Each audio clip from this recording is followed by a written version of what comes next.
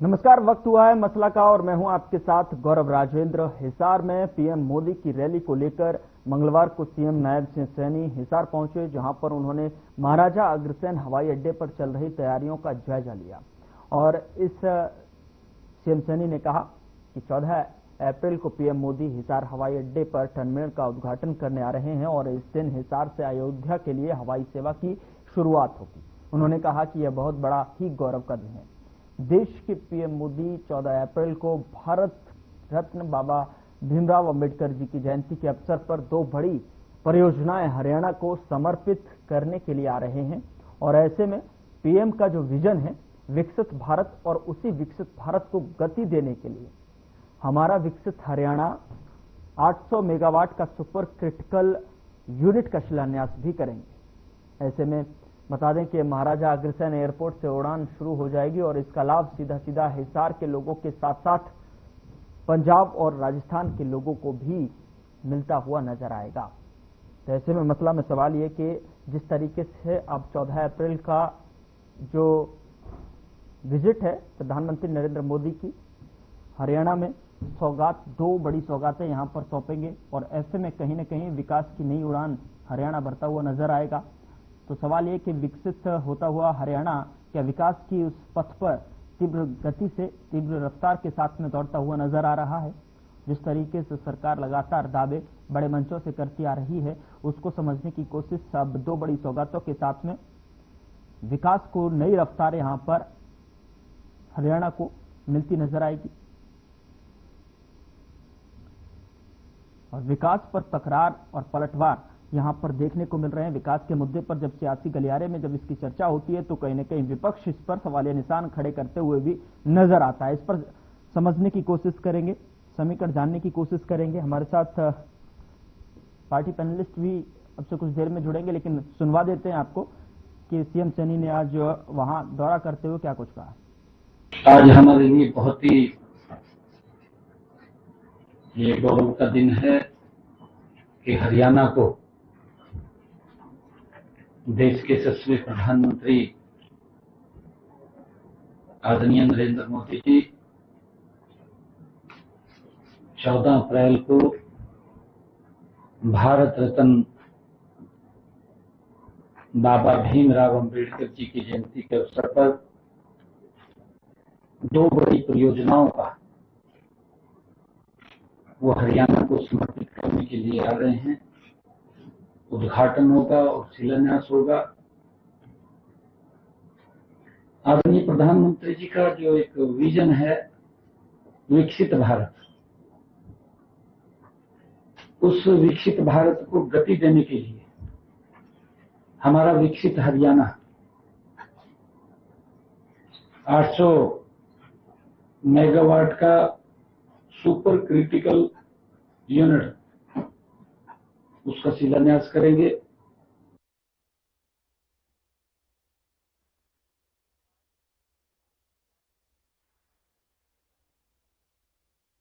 नए आयाम और नए कीर्तिमान यहाँ पर स्थापित होते हुए नजर आ रहे हैं। जिस तरीके से जो है, देखिए अभी आपने सीएम सैनी को सुना और ऐसे में जो है बड़ी बड़ी मंचों से भी लगातार दावे करते रहे हैं। सत्ता पक्ष की तरफ से दावे बड़े बड़े होते रहे हैं और बीते दिनों जो है हमने गृह मंत्री अमित शाह की वो संबोधन भी देखा था। उस दौरान भी उन्होंने मेडिकल सीट्स को लेकर भी बातचीत हुई थी। और लेकिन अब प्रधानमंत्री के इस दौरे से जो है काफी उम्मीदें जनता को यहाँ पर लगी हुई हैं कि दो बड़ी नई सौगातें यहाँ पर हरियाणा वासियों को मिलने जा रही हैं। उनके क्या मायने हैं वो समझने की कोशिश करेंगे। कितनी तीव्र गति से जो है उन सौगातों से जो है हरियाणा प्रदेश को नई रफ्तार विकास के क्षेत्र में मिलने जा रही है। और इस एयरपोर्ट से कहीं न कहीं हिसार के लोगों के साथ साथ प्रदेश और पंजाब और राजस्थान के लोगों को भी फायदा यहाँ पर पहुंचने की उम्मीद। और पहली उड़ान जो है अयोध्या के लिए इस हिसार एयरपोर्ट से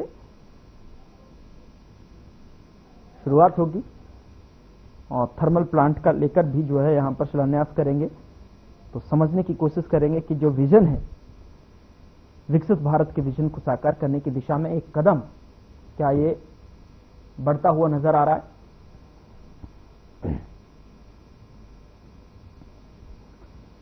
कि महाराजा अग्रसेन हवाई अड्डे की तैयारियों को लेकर जो है ये तस्वीरें, विजुअल्स हम आपको दिखा रहे हैं, जो आज पहुंचे मुख्यमंत्री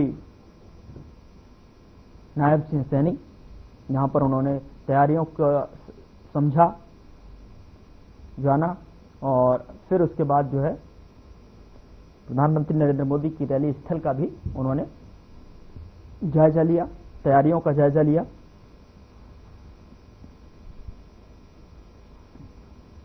तो 14 अप्रैल को प्रधानमंत्री नरेंद्र मोदी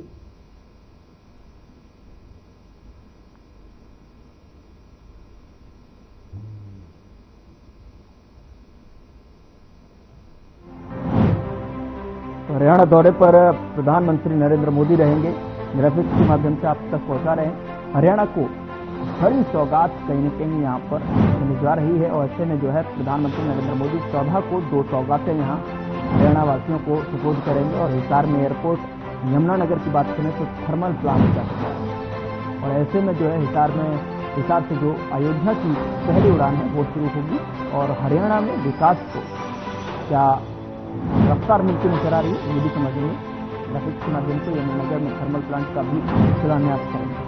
तो हिसार एयरपोर्ट से अयोध्या के लिए पहली उड़ान का शुभारंभ करेंगे।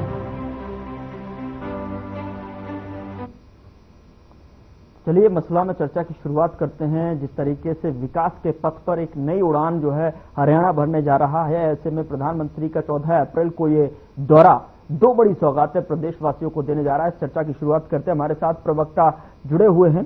तारुफ करा देता हूं मैं जो है चर्चा की शुरुआत करने से पहले। रामराज शर्मा जी हैं, प्रवक्ता भारतीय जनता पार्टी की तरफ से हमारे साथ जुड़ रहे हैं, बहुत स्वागत है सर आपका। कमल हांडा जी, प्रवक्ता कांग्रेस की तरफ से हमारे साथ जुड़ रही है, मैम बहुत स्वागत है आपका, फोन लाइन पर मौजूद हैं। विनय यादव जी, प्रवक्ता आम आदमी पार्टी की तरफ से हमारे साथ जुड़ रहे हैं, बहुत स्वागत है सर आपका। सबसे पहले रामराज शर्मा जी, मैं आपसे समझने की कोशिश करूंगा, प्रधानमंत्री का ये 14 अप्रैल को दौरा प्रदेशवासियों को बड़ी सौगात देने वाला है और ऐसे में जो है कैसे जो है इन सौगातों को देख रहे हैं? एक नई उड़ान यहां पर प्रदेश के विकास में लगने जा रहे हैं। बताना चाहूंगा 14 तारीख का ऐतिहासिक दिन होगा और पूरे हरियाणा में दीपावली की तरह ये दिन मनाया जाएगा। एक तो हमारे बहुत ही, मैं समझता हूं, छत्ती बरादरी के मसीहा, भारत रत्न से सम्मानित डॉक्टर भीमराव अंबेडकर जी की जयंती है। उसके उपलक्ष्य में महाराजा अग्रसेन जो एयरपोर्ट बना है हिसार में, उसकी पहली उड़ान विश्व के सबसे लोकप्रिय और ताकतवर प्रधानमंत्री आदरणीय नरेंद्र मोदी जी उसको उड़ान को क्या नाम है झंडी दिखाकर रवाना करेंगे। और जिस तरह से कांग्रेस वाले भाई आरोप लगा रहे थे सांसद महोदय वहां के कि ये तो चालू नहीं होगा, ये तो उड़ान नहीं होंगी, इसमें माननीय मुख्यमंत्री जी ने आज समारोह स्थल का दौरा किया और हिसार के सांसद को भी कहा, भाई आ जाओ आप भी अयोध्या, जो विश्व का सबसे लोकप्रिय हमारा अयोध्या धाम बड़ा ऐतिहासिक स्थल है और भगवान श्री राम की जन्मस्थली है और माननीय मोदी जी के कार्यकाल में ऐतिहासिक मंदिर बना है वहां पे। तो आप भी आइए और पहली फ्लाइट में आप भी रवाना होइए और श्री राम भगवान के दर्शन कीजिए। क्योंकि कांग्रेस पार्टी में तो भगवान श्री राम का जब ऐतिहासिक मंदिर बन रहा था, इसका केस चल रहा था माननीय सुप्रीम कोर्ट में, तो कांग्रेस पार्टी ने वकीलों की फौज इसके खिलाफ खड़ी कर दी थी, अयोध्या धाम में भगवान श्री राम का मंदिर ना बने। और ये हमारा गौरव का पल है, हमारे प्रधानमंत्री जी आ रहे हैं और अयोध्या के लिए पहली फ्लाइट को रवाना करेंगे और इसका उद्घाटन करेंगे। महाराजा अग्रसेन जी जो हमारे सबसे आदर्श थे और बहुत ही, मैं समझता हूँ, जिस तरह से हम उनको मानते हैं, तो उनके नाम से ये एयरपोर्ट बन रहा है, तो ये हमारे लिए गौरव का दिन है। दूसरा, जैसे बिजली की खपत ज्यादा हो रही है और इसको देखते हुए 800 मेगावाट का एक और बिजली का कारखाना संयंत्र हमारी सरकार यमुनानगर में थर्मल पावर प्लांट लगा रही है, तो उसकी भी मैं समझता हूँ उद्घाटन करेंगे। तो इस तरह से माननीय प्रधानमंत्री जी की अगुवाई में हमारा देश बहुत आगे बढ़ रहा है, रक्षा के क्षेत्र में आत्मनिर्भर हुए हैं, आर्थिक दृष्टि से हम बहुत मजबूत हुए हैं और विदेश में हमारा डंका बजा है, हमारी धाक जमी है और ऐसे ऐतिहासिक फैसले हुए हैं, हमने सपने में भी नहीं पता था हमारे जीते जी ऐसे फैसले माननीय प्रधानमंत्री जी की सरकार करेगी। जैसे एक ऐतिहासिक राम मंदिर का निर्माण हुआ, धारा 370 और 35 से जम्मू कश्मीर से हटाई गई, वक्फ कोड संशोधन बिल जो अब महामहिम राष्ट्रपति जी के साइन हो गए हैं, वो एक कानून बन चुका है। पहले क्या होता था, ये इन्होंने धारा एक ऐसी जोड़ दी थी, उसमें आप किसी भी, उसमें 40 धारा थी वो, आप किसी की संपत्ति पर, चाहे वो घर है, चाहे मंदिर है, चाहे कुछ भी है, उस पर हाथ रख दिया और इन्होंने कह दिया, इन्होंने कह दिया भाई हमारी है तो उनकी हो जाती थी, इसमें संशोधन किया और इसमें सभी गरीब तबका मुसलमान भाई को। मुझे लगता है कि हमें जो है इस विकास के मुद्दे पर प्रदेश के भीतर जो सौगातें मिलने जा रही हैं या फिर जो मैनिफेस्टो के माध्यम से जो है भारतीय जनता पार्टी ने जो दावे किए थे धरातल पर पहुंचे कि नहीं पहुंचे, विकास को एक नया आयाम यहाँ पर पहुंचने की स्थिति में दिखाई दे रहा है या नहीं दे रहा है, उसको लेकर चर्चा करते हैं। क्योंकि वक्फ को अगर लेकर बात करेंगे तो वो थोड़ा सा विषय अलग हो जाता है, उसको लेकर भी किसी दिन बात कर लेंगे। लेकिन कमल जी, मैं आपके पास आना चाहूंगा डिबेट को ओपन करते हुए। मैं समझना चाहूंगा कि क्या वाकई में जो है विकास के मुद्दे को लेकर जब सियासत में बात आती है, विकास को लेकर जब प्रश्न किया जाता है, तो कहीं न कहीं विपक्ष पूरी तरीके से उस पर प्रश्न चिन्ह लगाता हुआ नजर आता है। जो दो बड़ी सौगातें प्रधानमंत्री नरेंद्र मोदी जो है 14 अप्रैल को यहाँ हरियाणा वासियों को सुपुर्द करने जा रहे हैं, उससे कहीं न कहीं विकास को एक नई रफ्तार, नई उड़ान यहाँ पर मिलती हुई प्रदेश के विकास को लगेगी। कमल जी। गौरव जी, आपका नमस्कार। आपका चैनल देखने वालों को भी मेरा सादर नमस्कार। हमी को कातिल करेगी हमारा ही कत्ले आम होगा, हमी को कातिल कहेगी हमारा ही कत्ले आम होगा, हम ही कुएं खोदते फिरेंगे, हम ही पर पानी हराम होगा। गौरव जी, पहले तो आप एश्योर कीजिएगा कोई बीच में ना बोले, मैं बोलूंगी। मैं कौन सी सौगात, कौन सा तोहफा देने जा रहे हैं, कौन से तोहफे दिए अभी तक प्रधानमंत्री ने। मोदी है तो मुमकिन है, मैं बता देती हूँ कहाँ कहाँ तरक्की हुई है। अभी तो एक जो एयरपोर्ट की आप बात कर रहे हैं, एयरपोर्ट में कच्ची दीवार बनी है जहां से बेसहारा पशु जो है और वहां से दीवार तोड़कर आ रहे, जो 8 फुट ऊंची खड़ी करी गई थी पीडब्ल्यूडी के वर्ष में, जब इनकी दुष्यंत चौटाला के साथ सरकार थी। 180 करोड़ का 7,200 एकड़ में जो बना है, और उसमें जो दीवार बनी है उतनी बड़ी, 180 करोड़ का घोटाला, उसमें कच्ची दीवार बनी है। आप सोचिए, जिसको जानवर भी जो है जो बेसहारा है या कुछ आगे पीछे के कुछ दूसरे जानवर भी वो दीवार तोड़कर अंदर घुस रहे हैं, रनवे पर आ रहे हैं। ठीक है, और 180 करोड़ का घपला हुआ रनवे पर। ठीक है, 1400 करोड़ का घपला हुआ वहां पर। आपका जो एडवांस लिया, जो ओपन हुआ अभी कि एडवांस ले लिया, कहीं काम हुआ नहीं और कहीं कोई सबूत नहीं है कि कोई काम किया। प्रदेश पर 5,07,000 करोड़ का कर्जा हो गया, मोदी है तो मुमकिन है। पहलवान बेटियां पीटी गई, घसीटी गई, मोदी है तो मुमकिन है। 750 किसानों की हत्या हुई, मोदी और खट्टर है तो मुमकिन है। कीलें ठोकी गई, खड्डे ठोके गए, खड्डे खोदे गए हमारे किसान भाइयों के लिए, अन्नदाताओं के लिए, तो वो कौन सा विकास है। कौन सी किसानों की आय दुगनी हुई, क्यों किसान शंभू खनौरी बॉर्डर पर बैठा था, क्यों नायब सिंह सैनी ने दिल्ली नहीं जाने दिया। दिल्ली किसी के बाप की बकौती नहीं है गौरव जी, दिल्ली सबकी है, देश की राजधानी है। और सुनते जाइए आप, मंदी का टाइम शुरू हो गया है। आप देखिए शेयर बाजार कैसे बुरी तरह गिर रहा है।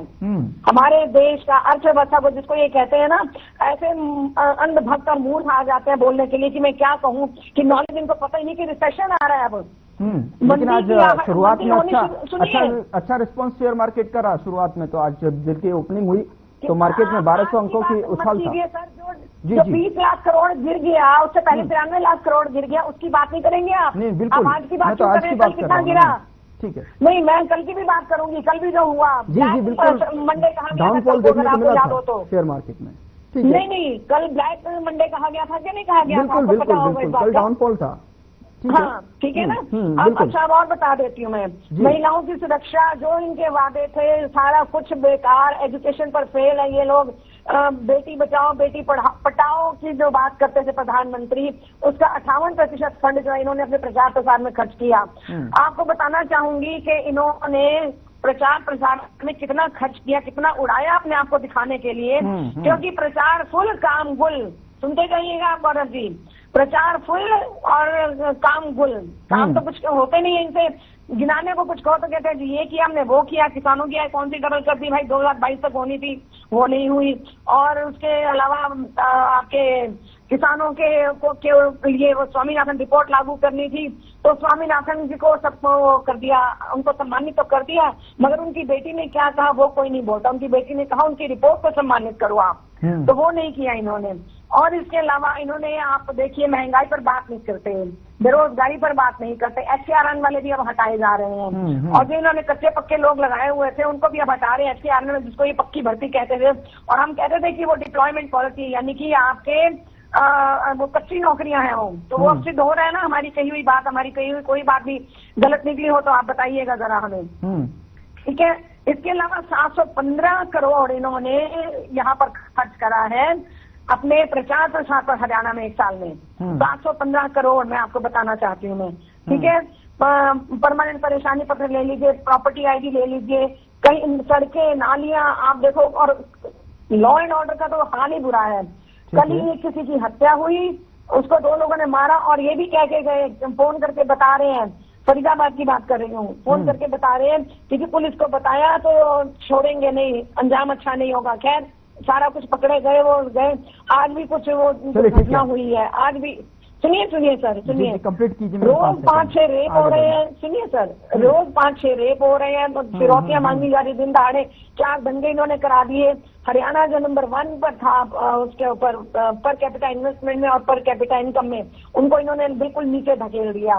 कोई रेलवे लाइन नहीं बिछाई। अब 800 पावर प्लांट का, मेगावाट के प्लांट की बात करें, वो भी पता नहीं कब शुरू होगा, क्योंकि इनकी घोषणाएं हैं। जैसे 15 लाख आने देना हर एक के खाते में। ठीक है, जान लेंगे। बहुत सारे सवाल हो गए आपकी तरफ से भी। सवाल जो है रामराजी शर्मा और दीजिए, मैं जुड़ी भी तो लेट हूँ ना, प्लीज 5-10 सेकेंड और दीजिए। तो जो इनके जो भी वादे थे, चाहे 15 लाख करोड़ के हो, 15 लाख हर एक के खाते में, 2 करोड़ नौकरियां हर साल, और आपके किसानों की आय डबल, कुछ भी नहीं किया सिवाय प्रचार प्रसार के। और इन्होंने गुलाम बना के रख दिया देश को। ठीक है, सिवाय प्रचार। चीन और अमेरिका के बीच में फंसे हुए ये जब कहते हैं विदेशों में डंका बज रहा है। अंग्रेजी में वहाँ कोई सवाल पूछे, प्रधानमंत्री चुपचाप सुन रहे हैं, समझ ही नहीं आ रहा कोई क्या बोल रहा है। चलिए ठीक है। जो है विनय जी,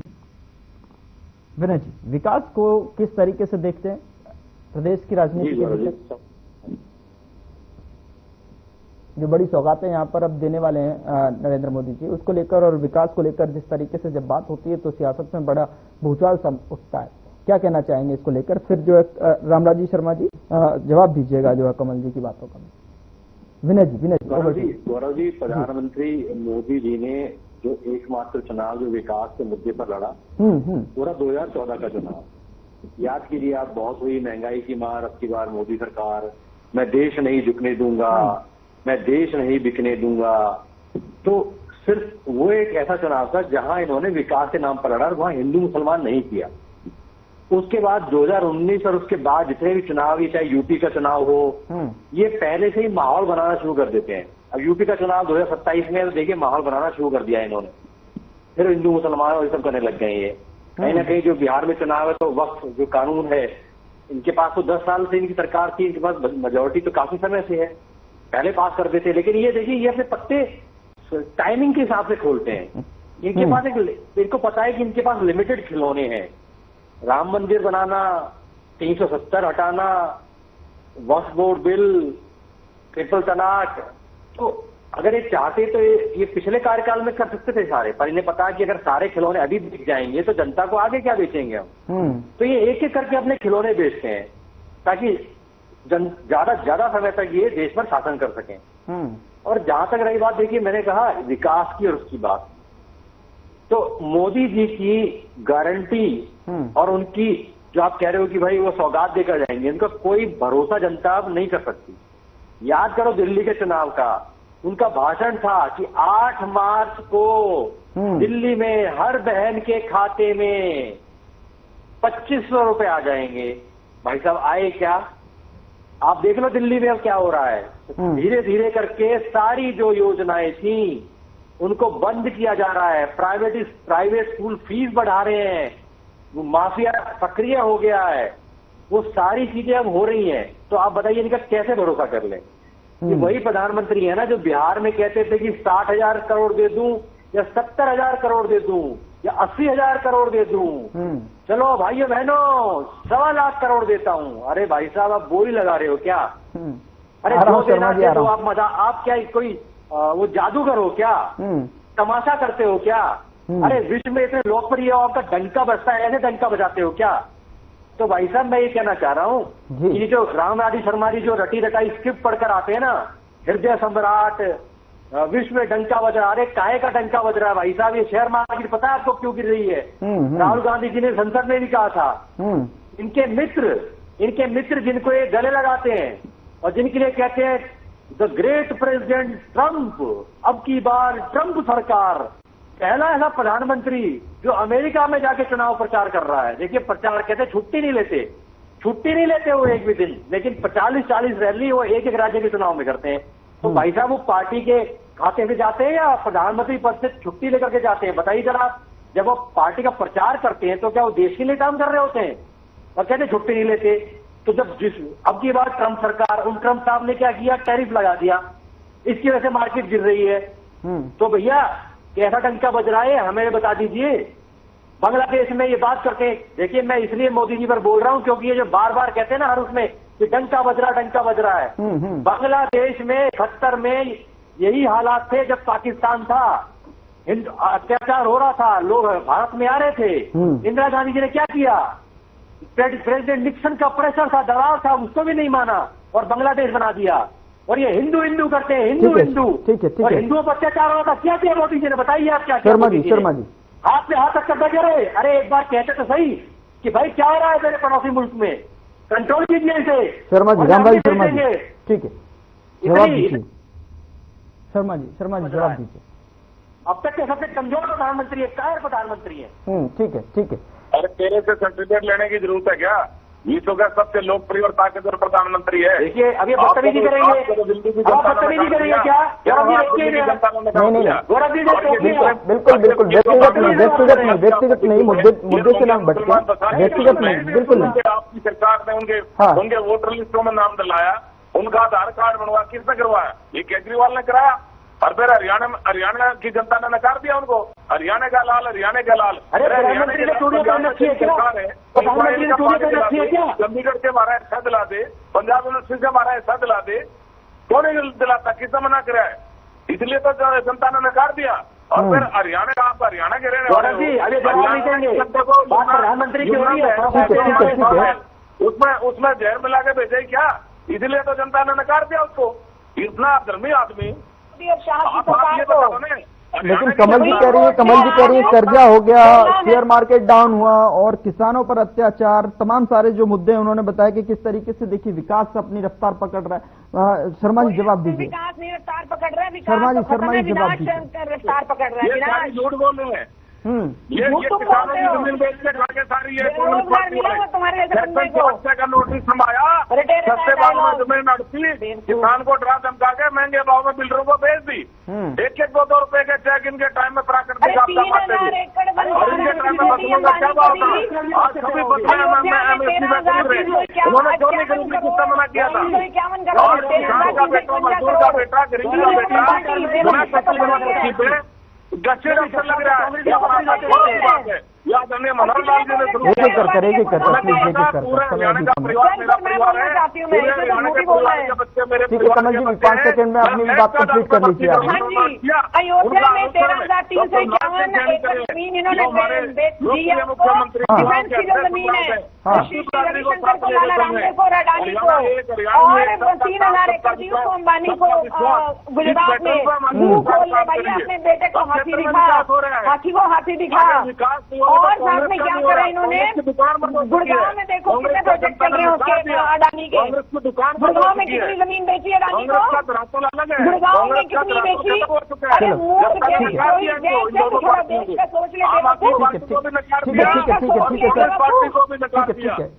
बेवकूफ। नहीं, प्लीज भाषा का ख्याल रखें, समय भी कम है, लेकिन ठीक है, समय इजाजत नहीं दे रहा, इससे ज्यादा आगे बढ़ने के लिए माफी के साथ मुझे रोकना पड़ रहा है। लेकिन निवेदन यही रहता है कि अपने व्यक्तिगत न हो, मसला विकास का है, आपके निजी व्यक्तित्व का नहीं है, अपने निजी पार्टी विशेष तौर पर जो है यहाँ पर नहीं बैठे हैं किसी के विकास को लेकर, लेकिन प्रदेश के भीतर जो विकास का मुद्दा है उसको लेकर बात है। फिलहाल माफी के साथ रोकना पड़ रहा है। रामराजी शर्मा जी, विनय यादव जी और कमल हंडा जी, बहुत बहुत शुक्रिया चर्चा में शामिल होने के लिए। लेकिन देखने वाली बात होगी 14 अप्रैल को जिस तरीके से नरेंद्र मोदी जो है हरियाणा के भीतर जो है 2 सौगातें दे रहे हैं, उसको लेकर कितना जो है विकास को नई उड़ान यहाँ पर देखने को मिलेगी, विकास के क्षेत्र में कितनी यहाँ रफ्तार पकड़ता हुआ प्रदेश दिखाई देगा, वो देखने वाली बात होगी। फिलहाल मसला में इतना ही। नमस्कार।